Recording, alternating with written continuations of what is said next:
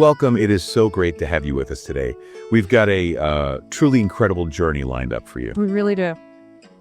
For this deep dive, our mission is to explore a place that's, well, it's literally built on two entirely different levels. Right. We are heading to the stunning, multi-layered city of Bergamo, Italy.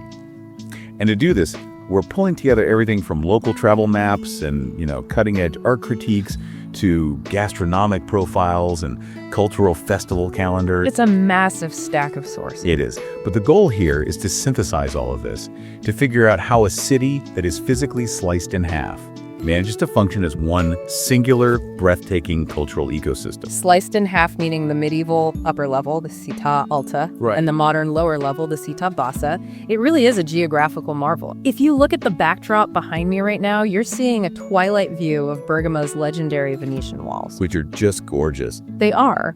But to really understand how this city works, you have to look at exactly where it sits on the map. It's located in the Lombardy region, positioned right at the intersection of wildly different landscapes. You have flatlands, rolling hills, vast lakes, and towering mountains all converging. Yeah. And that specific geography isn't just a pretty view, it's the absolute foundation of its biodiversity, its historical defensive power, and its incredibly rich culture. Okay, let's unpack this, because you cannot talk about the geography of Italy without immediately diving into what comes out of that soil. The food. Exactly, the food. And Bergamo's food scene is next level. In 2019, the city was actually designated as a UNESCO Creative City of Gastronomy. And when you start looking at the agricultural output, the numbers are wild. Bergamo holds an actual continental record when it comes to dairy production. Yeah, this blew my mind. Right. They produce 9 different PDO certified cheeses. 9 is a staggering density for one specific area. It really is. And for anyone wondering, a PDO certification essentially means Protected Designation of Origin. It's a legal guarantee from the European Union that this specific cheese can only be made right here, using specific local methods. You cannot just replicate it in a factory somewhere else. What's fascinating here is how clearly this gastronomy maps the story of survival and environment. Food is never just about what tastes good, it's a historical record. Total. When we talk about those 9 PDO cheeses, we are really talking about the concept of terroir. Terroir is the specific character a food gets from its environment. The mineral content of the local dirt, the specific alpine grasses the cows are eating. The exact elevation and humidity of the air where the cheese ages. Precisely, which perfectly explains why you cannot fake it. But beyond the dairy, you really have to look at the pasta to understand the soul of this city. There is a local stuffed pasta called casonce della bergamasca, or casoncelli. It is uniquely shaped to look like a little bird's wing. Such a specific shape. Yeah, and the history of this dish goes all the way back to 1386. Originally, it was just a clever way for peasants to use up leftover roast meat so nothing went to waste. But by the 18th century, it completely transformed into a highly prized dish for the aristocracy. Right. Today, it's traditionally served drenched in sizzling melted butter, crispy bacon, garlic sage, and a heavy grating of that local cheese. Now, wait and think about that transition for a second. How does a leftover scrap dish meant to stretch a peasant's meager pantry become the absolute king of Bergamo cuisine for the elite? That is a massive leap. You don't usually see the ultra-wealthy clamoring for leftovers. Exactly, but it happens because of a major socioeconomic shift. As Bergamo moved into the Renaissance and beyond, you had an influx of wealth and a booming local economy. Aristocrats started looking for ways to showcase regional pride. Ah, I see. It wasn't enough to just have generic wealth. They wanted to celebrate their local Lombardy identity. So they effectively gentrified a beloved local peasant staple, elevating it with high-end, expensive ingredients, drowning it in premium butter and expensive cuts of meat. The social history of the city is literally folded right into the dough. I love that. And you see a very similar evolution with their other massive culinary staple, polenta. Oh, absolutely. The polenta we know today, with that signature bright yellow color, really took off around 1500 when corn first arrived from the Americas. It is basically the ultimate comfort food. Today, you have people like Chef Morris Sigismondi, who was recently appointed as the International Ambassador of Polenta. That is a real title, by the way. It is. He serves as the Vice President of the Bergamo Cooks Association. His signature dish is called polenta contadina, which translates to peasant polenta. He takes that humble, earthy corn base and piles it with local cheese and meat. It is a perfect microcosm of the city itself. You're taking the literal foundational earth of the region and elevating it into an art form. So we have tasted what comes from the earth around Bergamo.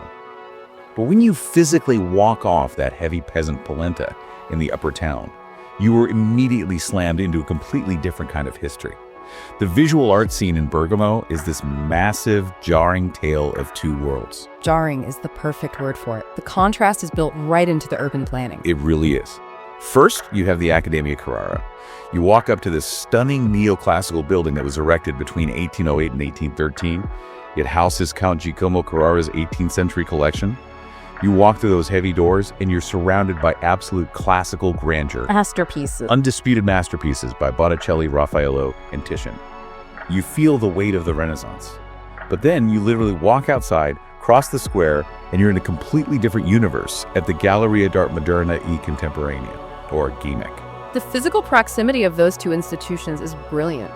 GAMEC is relatively young. It opened in 1991, and ironically, it's housed in a former 15th century monastery. So you have a very old building housing incredibly provocative modern ideas. Right. Under their current director, Lorenzo Giusti, they are running a highly ambitious 2-year curatorial project. Yes, the project is called Pensare come una montagna, which translates to thinking like a mountain. The title actually comes from Aldo Leopold's famous 1949 book, A Sand County Almanac. And we should probably take a second to explain why that specific reference matters so much for this city. Aldo Leopold was a pioneer of environmental ethics. His concept of thinking like a mountain basically argued that humans need to stop looking at the environment as a vending machine of resources for our own short-term use. Right, seeing the bigger picture. Exactly. A mountain doesn't root for the deer over the wolf.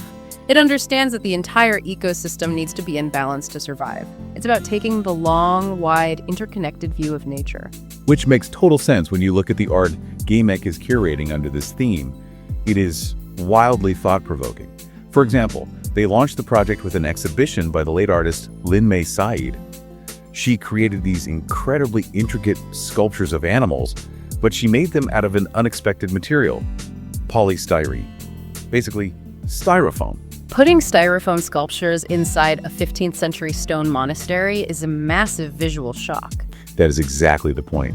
She chose polystyrene because it is physically light and fragile, but ecologically, it has this incredibly heavy, permanent petrochemical backstory. It'll last forever. It does, it's toxic. And it forces the viewer to confront the Anthropocene era, which is the current geological age we're living in, defined by the overwhelming impact of human activity on the climate.